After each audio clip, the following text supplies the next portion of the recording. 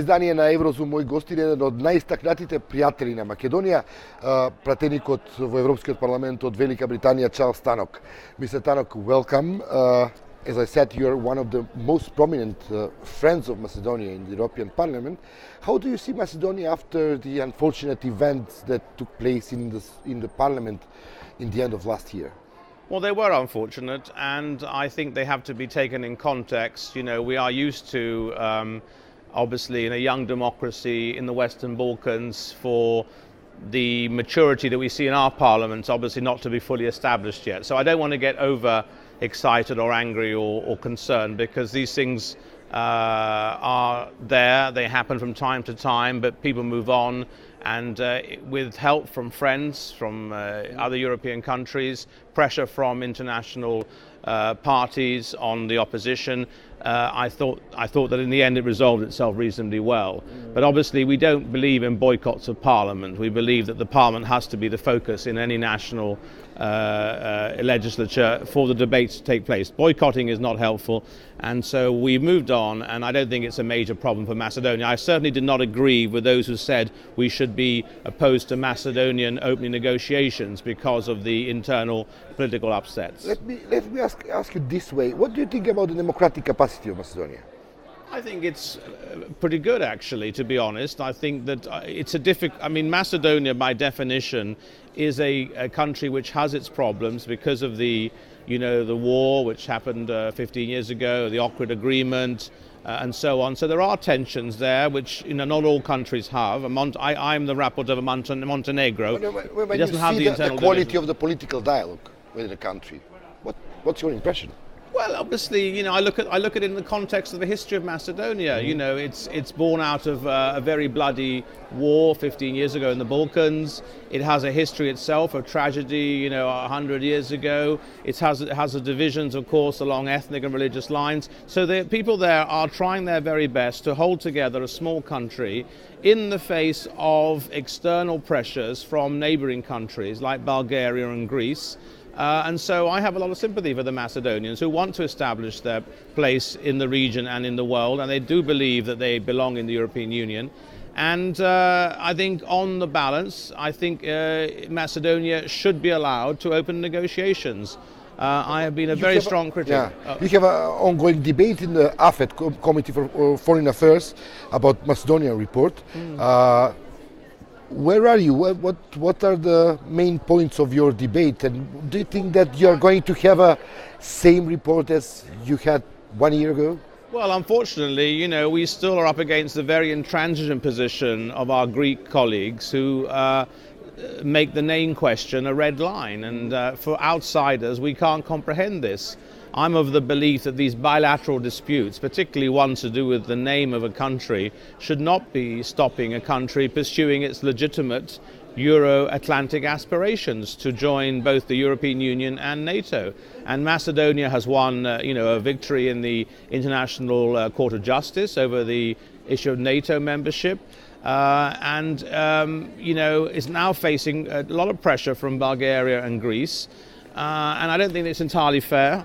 And the Friends of Macedonia, I founded with colleagues this friendship group. We think that we are balanced and fair towards Macedonia. Yeah, you're very close to the Prime Minister and the ruling party in Macedonia. What do you think about the political will of this political party and the Prime Minister himself for to move forward the process of reform? Because the process of reform has nothing to do with the Greeks, and the Greek veto. Greek veto is relevant for a start of negotiation. But then what about the process of reform? Well, of course, like all countries in the Western Balkans, there are problems to do with corruption, and there are problems to do with organized crime, and there are problems to do with discrimination. All these things are in the report. They are clearly delineated. Macedonia is making a lot of efforts to improve its minority rights.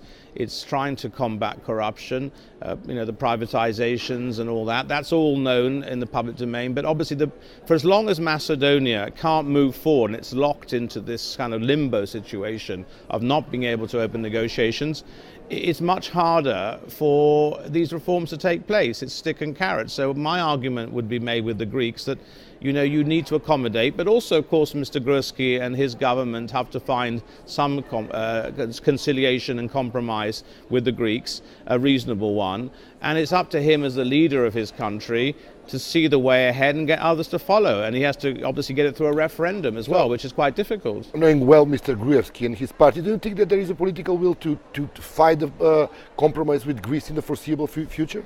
Well, you'll have to ask them that question. I can't answer that. I mean, whenever I speak to how it looks from outside, I mean. Well, I mean, as an outsider, I think there is the political the will. They do understand that for Macedonia to carry on prospering and growing, for its economy to be stable, they need to become part of the bigger club. So for the time being, I think Macedonia is being held back by all these things. So I'm sure there is a lot of political will, but politics is the art of the possible.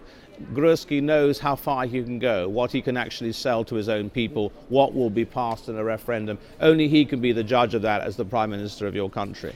Well, recently there was Mr. Hovit and Mr. Fule were heavily engaged in Macedonia. How do you interpret the deal which was made recently with mediation of Hovit and Fule? Well, I think it was there are many interpretations. Well, sure. I mean, there are many interpretations, but I mean, I'm a rapporteur for a neighbouring country, Montenegro. I have never got involved so directly in internal affairs of Montenegro. My job is from the outside. I believe ultimately, your own politicians, your own class, political class, have to resolve this. But if the outcome of all that is that Macedonia, as it were, strengthens its parliamentary process and democracy and the rule of law, that's a good thing, even if it's interfering. But I generally don't like to get too involved, because I think ultimately a country must show itself to be a free market. That's my next question. Having in mind that we have there was a need for such a heavy engagement of the European Commission and European Parliament within a domestic political scene, do you think, I will repeat my question, what's your opinion about the political democratic maturity of Macedonia? Well, I think it's work in progress, it's evolving. As I said before, Macedonia is a young democracy, coming from a part of the world where there is no great tradition in democracy, and it's learning as it goes along, and I think it's made big strides. The fact that they've been able to resolve this, I hope that this is exceptional. I don't want to see Mr. Howard and Fuller going in there and getting involved with every single issue, because that's up to your own people and your own parliament to resolve it. But I mean, from time to time, sometimes a little bit of help from the outside, mediation, knocking some heads together may be beneficial. So I support that. My last question, you're a member also of the Human Rights Committee. You had an exchange of views about the human rights situation in Macedonia recently. I think it was in January. What's your impression about the human rights situation in Macedonia?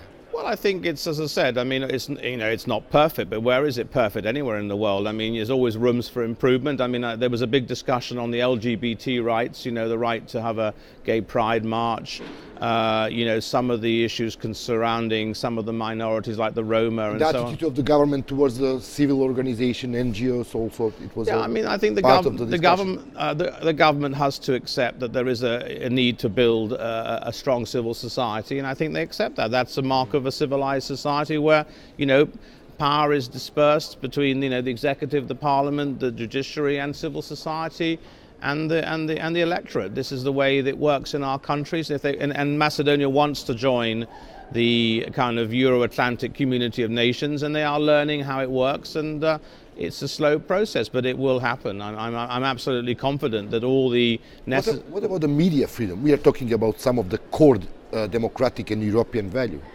like media freedom. What do you think about Well, of course there have been criticisms of that. It's a very small country. The media is in the hands of a few people. It's not like a big country like mine where there are 50 different newspapers and 50 different channels of television, and it's much easier to have lots of different opinions. In a small country like Macedonia, inevitably the media will be concentrated. But I know that they are very well aware of criticisms that that the government has too much sympathy in the media and there's not enough voice for the opposition.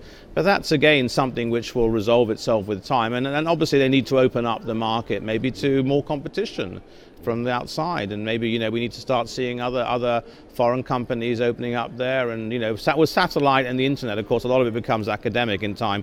In future, everybody all over the globe will be able to, through the internet, through satellite, be able to watch anything they like from anywhere. And of course, the more and more your people learn English and other languages, the more they can be exposed to the international media as well. Mr. Charles Tanok, thank you. My pleasure. Това беше интервюто со Чарлс Танок. Ви благодарам за вниманието и до гледање.